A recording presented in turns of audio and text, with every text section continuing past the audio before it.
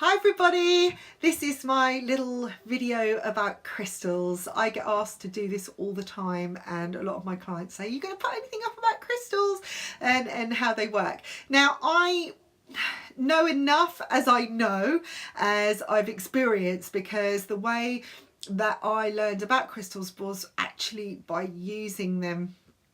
And the first thing was go and buy one. How do you buy one though? Which one should you buy, I hear you saying? Well, I always believe that crystals have their own language, and they have this effect where they lift off the layers until they discover what you need and how you need best to be healed. It's very similar to Reiki healing. If you allow it to work with you, it will bring out what you need, because there's so many aspects to them, and to actually sit and learn every single one would just take forever. And I did learn a lot. I first of all bought myself a Crystal Bible by Judy Hall, which is fantastic. Where is mine? Oh, here it is. Here's my Bible. You can see mine has got it's been used so much that I had to recover it. In fact, I am missing a couple of the index pages, and I used to just buy something. I'd ask what I needed. Sometimes I'd look it up and then I'd do some real reading on it, and that led me to making a lot of crystal jewellery and remedial jewellery. And after a while I just used my psychic instincts as well, and I double check them. I'd say, why have I picked that? And then I'd look and think, oh, that's why.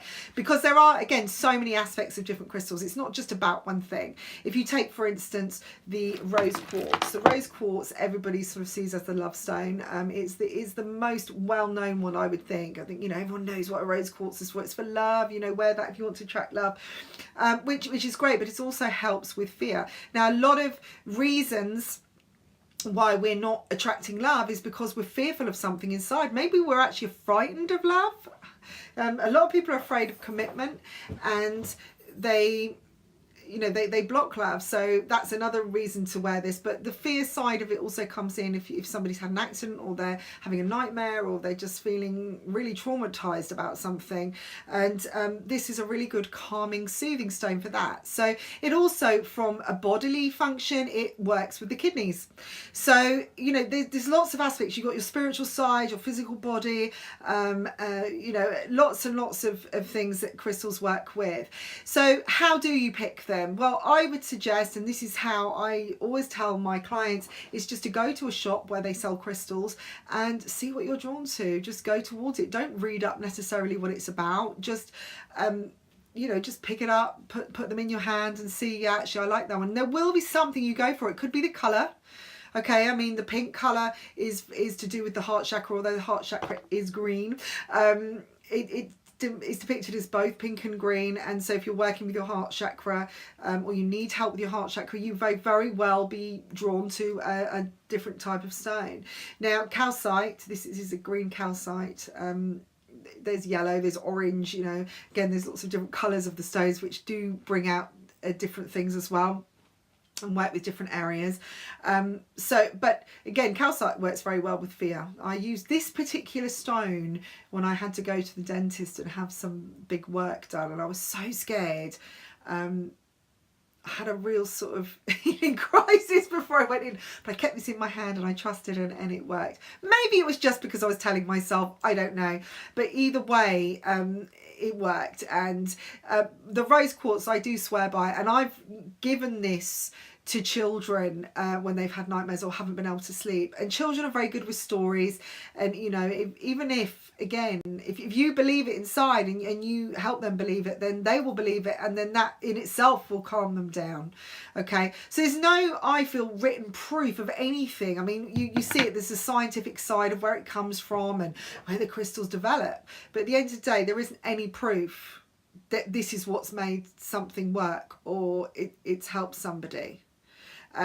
We just have to trust that and work with them. But as I've done so, and my experience is that I've worn a crystal or something I've been drawn to, and I've worn it long enough that I've seen the things happen. I've kept a diary, and I've just been very aware of what's happened inside me. So part of it's just being aware as well. So from choosing crystals, the first thing I would say is just go to a crystal store anywhere and have a look, and then maybe buy a Bible as well, have a look through, read through. And the reason I love this book is because it's so easy.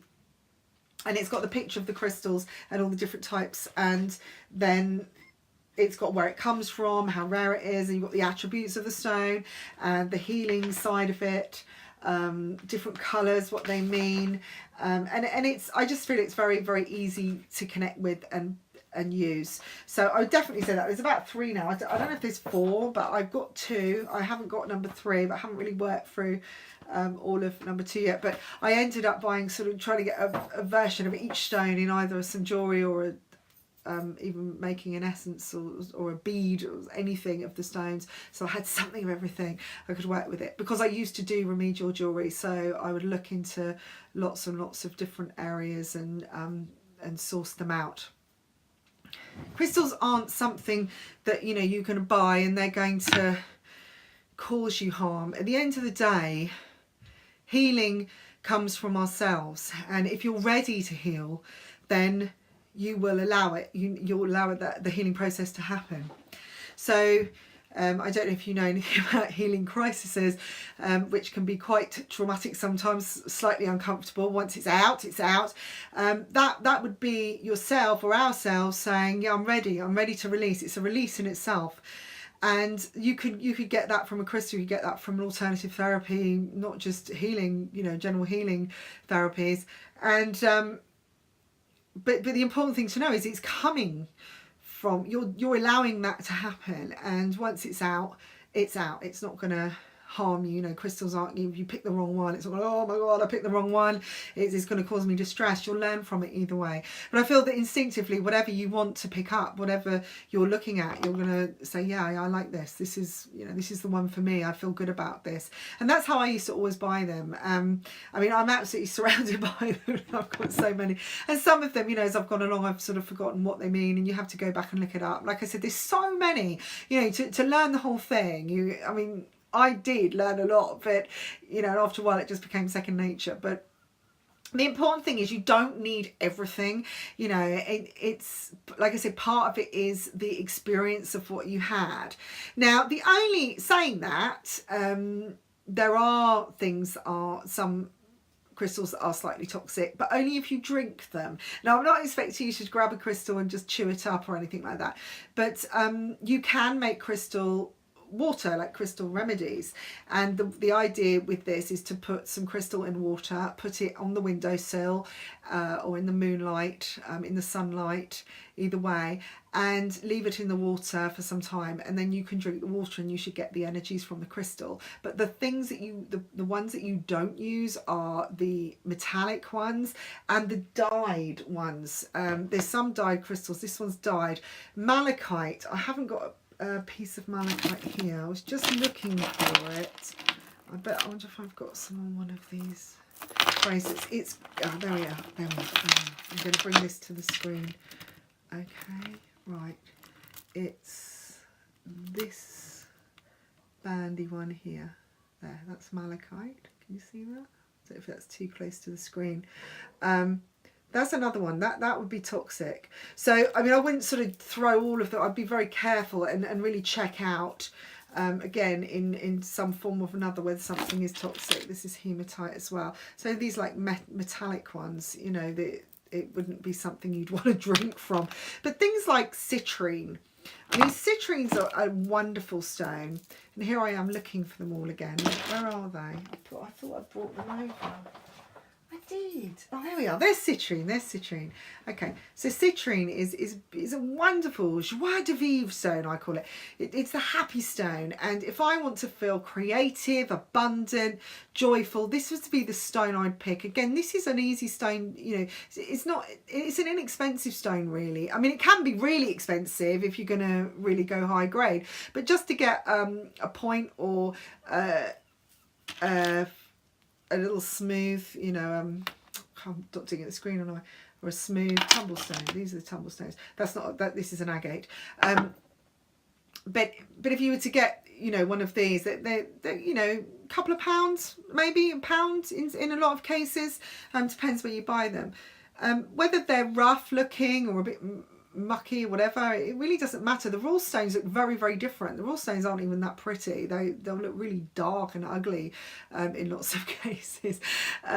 But you know they're raw. They're ready. They all connect with the same energy. It doesn't matter if you smash them or cut them. They still work in the same way. So a citrine, I would definitely, if I had a bit of a hangover or I'm a bit tired, and I've done these on occasions, put that in a bit of water, and it just sort of brings up my energies a little bit.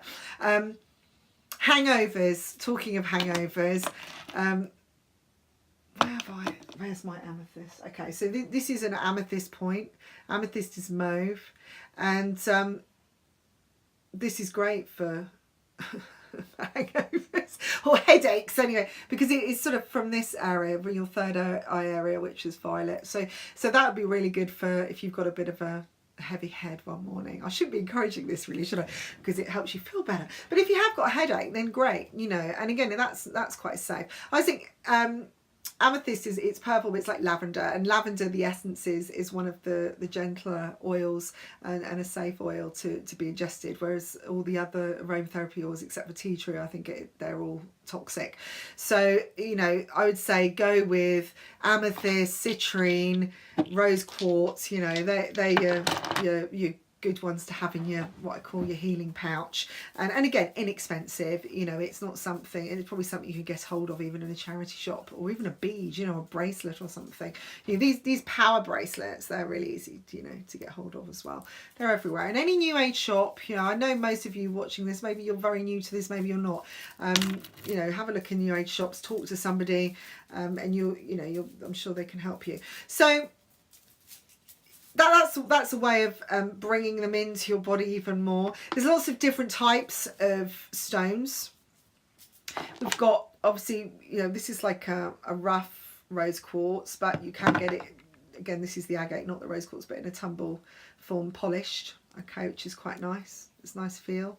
You can get the points, which I was showing you. If you're doing healing with points, then you point them in or out, whether how you want to release, so outwards or inwards. Bring yourself power. Think about arrows coming into you. There's wands here. A lot of people use wands. This is I think it's tangerine quartz, actually. There you go. There you go. Had to be tested there. You could get like little different shapes. You've got hearts. That's a hematite. Again in beads. And this is staurolite. This is an interesting one. This is great because this is a real protective stone. It's very good for the spine, aligning the spine. It's a very spiritual stone, but it's very good for protection. I was put this in my window, everywhere, all over my house. But this is soluble, so you wouldn't put this one in water. So it's not even about being toxic this time. It will just disappear, like, well, eventually over time. So this is another thing to think of: is are they soluble or not? You know, what can you do with them? So there's lots and lots of shapes. Going back to the shapes, and look, here's a fluorite Buddha. So these are really pretty. And also, you know, if you get them like this, you can put them around the house and they just look like part of the furniture, which is really nice. So how do we use them? Well, lots of ways. You can just wear them in bracelets. This is one of the ones that I make. You can check on my website, Remedy Gems, if you'd like anything made. Do get in touch. They're all different, all bespoke. And another one. Oh, this is my big chakra. This has got all the stones that I wanted to wear all at once. I always wear these at parties and things. And here we are. Here's some more. This is another little type of thing. That's magnesite. Magnesite. Oh, this is my random phase, actually, because I was just doing random different jewellery for things. So yeah, so you can wear them like that. You could wear them. This is so you put it on your phone. Something on your phone. Really nice. Or you could put them, I could say, around the house, just in areas. So this is an opalite egg. This is good for relieving stress and rowdy situations. So that'd be quite nice, sort of in the middle of a stressful household. Keep things calm, you know what I mean? And, or you could, using them, you can put them in your pockets. I put a lot of things in my bra, and it's becoming a bit of a joke now with friends of ours, like, how many crystals have you got in there today, you know, and we take our bras off and everything falls out, but then I feel it's right close to my skin, or isn't it, you know, a necklace or something like that. It's quite nice that if you're wearing a piece of jewelry, or it's somewhere where it's needed, you know, on your body, maybe not stuff a load of things down your knickers, but if you've got a pierced belly button, for instance, and you wanted to wear some yellow to enhance the chakras and things like that. And so there's lots of ways of wearing them, but the one thing that needs to happen is that they're cleansed regularly, and you can cleanse them in the sunlight, in the moonlight. You can waft incense over them and cleanse them that way. You can use healing and Reiki healing energy, or just wash them under water. But remember, taking into account that if you are going to use incense on some of these types of crystals, the bits do get stuck in them, and also how are you going to then wash it when it's soluble? I mean, you can just shove it under for a little bit, but they do disappear. And also, what was I going to say? I don't know. Oh, the other way is to put them on top of a quartz crystal cluster, and you can just put the crystals all around it, because the quartz crystal will actually energize and cleanse the crystals as well. But you can look up more of that, you know, there's so much around to check out on that. So that's a little bit of insight in crystals just as a starter, and check out my other videos that are going to come up on each particular crystal and different ways of healing and stuff like that, and other exciting things. And if there's something you'd like to know, or you'd like to book in or book me to come and do a course for you, or you'd like to do a workshop one-to-one with me, or in a small group of you, then please get in touch with me. Again, they're inexpensive options, and what I do with the crystal courses involve a lot of psychic development as well, and learn to work, so you're practically working with a crystal on the day and connecting with them, learning how to connect with them easily. So thank you all for listening to my video, me waffling on about my crystals, and if you want any questions, just come and ask me. Thank you again for sharing and subscribing. If you'd like any information on chakra bracelets or remedial bracelets or anything, again, connect with me on the website. There's pages on there. Have a wonderful rest of your day, and speak to you soon. Bye.